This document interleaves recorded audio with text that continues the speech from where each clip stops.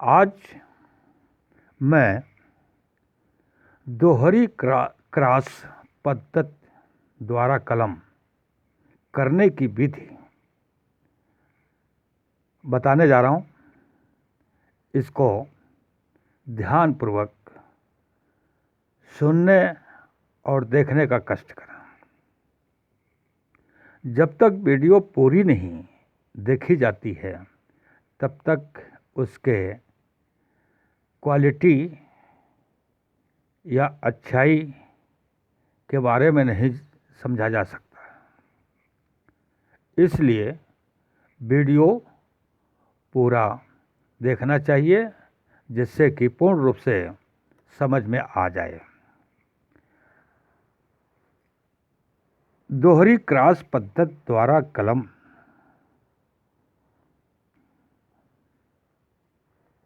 को step by step समझने का कष्ट करा।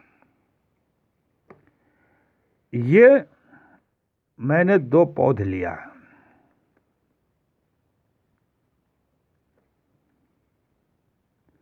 सबसे पहले 2 पौधे लिया। अब यहाँ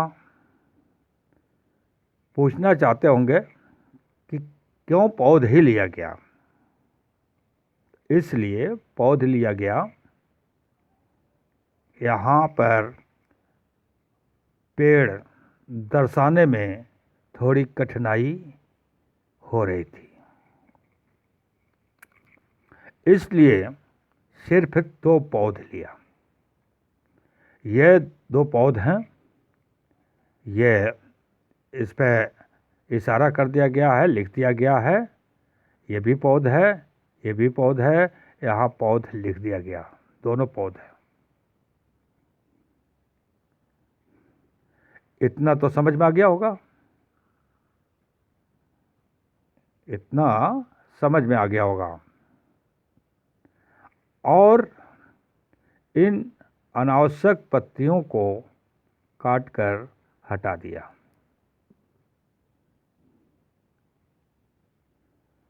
जिससे कलम करते समय कोई दिक्कत परेशानी न हो सके। इसलिए अनावश्यक पत्तियों को काटकर हटा दिया। अब इन पत्तियों को हटाने के बाद हमारी समस्या दूर हो गई। अब जिस तरह से चाहेंगे उस तरह से कटिंग करके कलम कर सकते हैं। दूसरा स्टेप है, इसको मैंने कट कर लिया। यह हाफ कट कर लिया। ये कट का भाग है, ये देख रहे होंगे। पहले पौध में कट मैंने ऊपर से नीचे की तरफ कट लगाया। आधा कट लिखा हुआ है। मैंने ऊपर से नीचे की तरफ कट लगाया। ये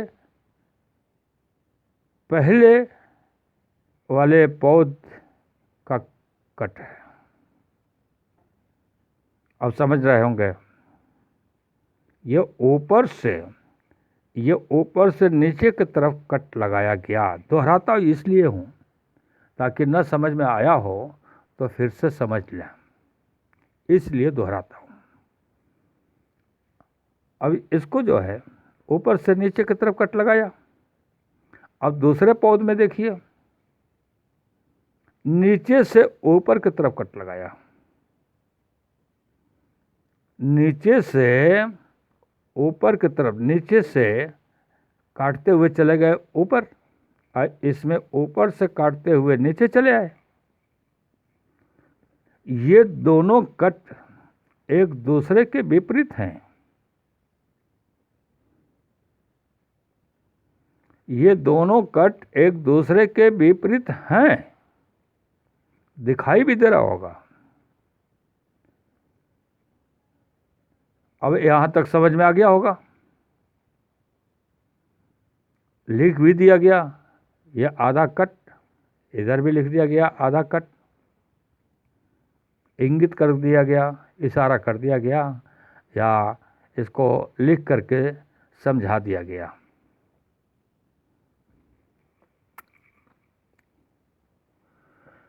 तीसरा स्टेप है, तीसरे स्टेप में क्या किया गया, ये भी ध्यान देने की बात है। यानी इन दोनों कट, यानी इसको काट करके बाहर नहीं निकाला गया, इसको काट करके बाहर नहीं निकाला गया, इसको जो है कि कट लगा करके केवल छोड़ दिया गया। अब इन दोनों कट को आपस में मिला दिया तीसरे स्टेप में। ये दोनों कट को आपस में डाल करके मिला दिया गया, या आपस में डाल दिया गया, पिरो दिया गया। ये दिखाई दे रहा होगा, दोनों कट आपस में मिल गए।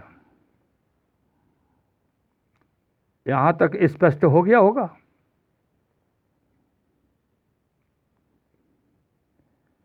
अब ये जो है यहां लिखा भी गया, दोहरी क्रॉस कट। ये सब पत्तियां हैं, ये भी समझ रहे होंगे। नीचे ये तना है, ये ऊपर का ये ऊपरी सिरा है।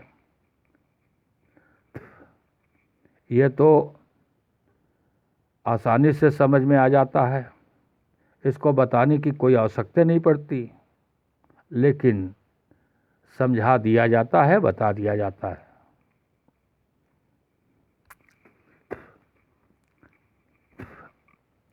चौथे स्टेप में यह है हमारा कलम। यहाँ बांध दिया, यहाँ पिरो दिया गया, यहाँ बांध दिया गया। बांधने के बाद कलम हमारा तैयार हुआ, कट कर दिया।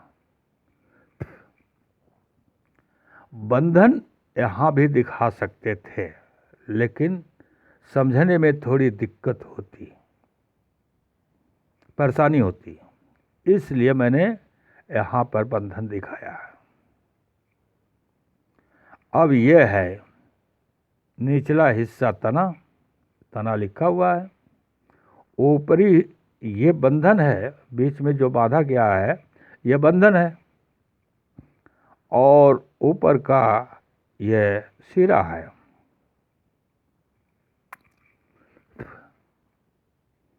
वीडियो में मैंने पहले दर्शा चुका हूँ,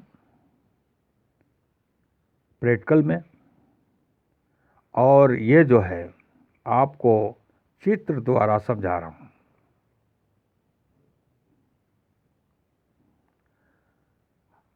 ये चित्र द्वारा समझाया गया है। अब इसमें समझने की बात है, कट कैसे लगाया जाए, किसका सिरा काटना चाहिए और किसका तना काटना चाहिए। ये दोनों एक दूसरे के विपरीत कटिंग होती है, एक दूसरे के विपरीत कटिंग की जाती है। अब इधर समझिए, अगर इसका तना मैंने छोड़ दिया, देख रहे होंगे इसका तना छूटा हुआ है, इधर ये तना छोड़ दिया गया और ऊपरी सिरे को काट दिया यहां से।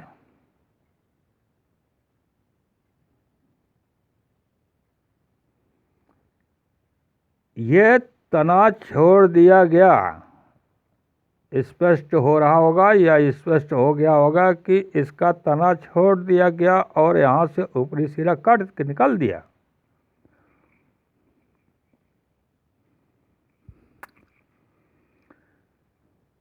जैसे इस चित्र में दिखाया गया है, ऊपरी सिरा काट कर निकाल दिया गया, निकल गया। अब दूसरी कटिंग किस तरह से करेंगे? एक को तो मैंने काट दिया, काट करके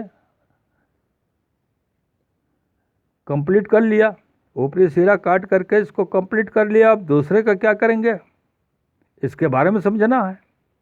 इसके बारे में नीचे का तना काटेंगे हम, ये तना है, निचला हिस्सा काटेंगे और काट करके इसको निकाल देंगे, हटा देंगे। अब हमारा ऊपरी सिरा बच गया, ये ऊपरी सिरा है, ऊपरी सिरा ये बच गया। काटने से पहले इसमें बंधन बांध दिया गया कि ताकि कलम हमारा परिपक्व हो जाए, कलम पकड़ ले। कटिंग से पहले बंधन बांध दिया। अगर बंधन बांधने से पहले अगर हम कटिंग कर देते हैं तो कलम हमारा कहाँ तैयार होगा? इसलिए बंधन पहले बांध दिया, सुतली से पहले बांध दिया, टेप से पहले बांध दिया, कलम तैयार हो गया, तब उसके बाद कटिंग किया। अब ये निचला हिस्सा यानी तना को काट दिया, यहाँ से काट करके इसको बाहर निकाल दिया। अब हमारा कलम ये तैयार हो गया। इसके बाद भी तुरंत बंधन नहीं खोलेंगे। कटने के बाद इसमें कुछ संशय रह जाता है कि कलम हमारा पकड़ेगा या नहीं पकड़ेगा, इसलिए इस बंधन को नहीं खोलते हैं, नहीं हटाते हैं, बंधन को बंधे रहने देंगे। जब इसमें नई पत्तियां निकल आएंगी, नए किस्ले निकल आएंगे, कोमल पत्तियां निकल आएंगी और इसमें शाखाएं भी निकल सकती हैं, शाखाएं निकल आ गई, तब हम समझेंगे कि हमारा कलम परिपक्व हो चुका है। उसके बाद कटिंग करेंगे, उसके बाद कटिंग करेंगे और कटिंग के बाद भी बंधन नहीं हटाएंगे, क्योंकि बंधन हटाने से कलम डिस्टर्ब हो सकता है, खुल सकता है, छूट सकता है और ख़राब भी हो सकता है, तो हमारा परिश्रम बेकार चला जाएगा। इसलिए जब ये पूरी तरह से परिपक्व हो जाए तब इस बंधन को हटाते हैं। कभी कभी नर्सरी वाले मना करते हैं कि इसको 6 महीना बंधन इसका खोलिएगा नहीं, इस कलम का बंधन 6 महीना खोलिएगा नहीं, कलम जब आपका पकड़ ले, नए कोमल पत्तियां निकल आएँ, शाखाएं निकल आएँ, डालियां निकल आएँ, तब आप इसका बंधन खोल लें। अब हमारा ये कलम तैयार हो गया। कलम तैयार होने के बाद इसको हम सुरक्षित स्थान पर लगा देंगे। कलम तैयार होने के बाद किसी सुरक्षित स्थान पर लगा देंगे, ज़मीन में लगा देंगे, गमले में लगा देंगे, आंगन में लगा देंगे। मतलब कहने का यह है कि जहाँ भी हमें सुरक्षित जगह मिल रहा है वहाँ इस कलम को लगा देंगे, हमारा कलम ये फूल फल देने लगेगा। अब इस तरह से हमारा ये कलम तैयार हो गया। अब तो स्पष्ट हो गया होगा।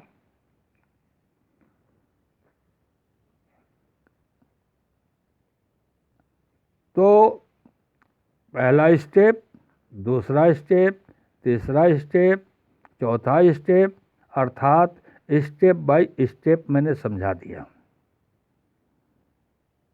अब ये कलम हमारा तैयार हो गया। इसलिए आप सभी को धन्यवाद।